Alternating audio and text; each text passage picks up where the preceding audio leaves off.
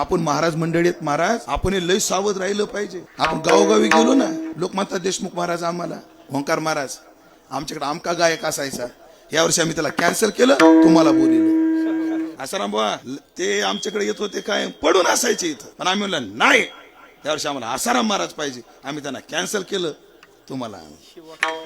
आम्हाला लोक म्हणतात आमच्याकडे अमक्याच कीर्तन असायचं महाराज, पण आम्ही त्यांचा नियम बंद केला. आपण डोक्यात शांत चित्ताने विचार केला पाहिजे.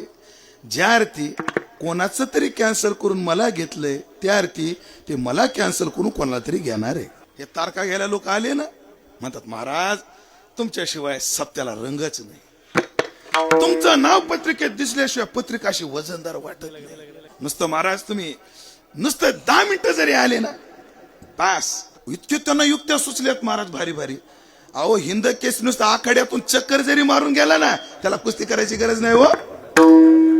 आणि आपल्याला मग असं वाटत 2.5 मीटर लागायचं आता 3.5 लागायला लागला. असा माणूस फुगत राहतो. ध्यानात ठेवायचं, हे सगळं जेव्हा लोक तारखा घेताना बोलतात ना, शिवाजी महाराज त्यांच्या डोक्यात पक्का असते. उमेद दशरथे जर नाहीच म्हणला तर ह्याचा बाप हायच कोणतरी, त्यांनी डोक्यात ठेवलेला असतो त्या काळाला. पण लोकांच्या लय गोड बोलण्याला लय भुलून जायचं नाही. आणि लोक जेव्हा विरोध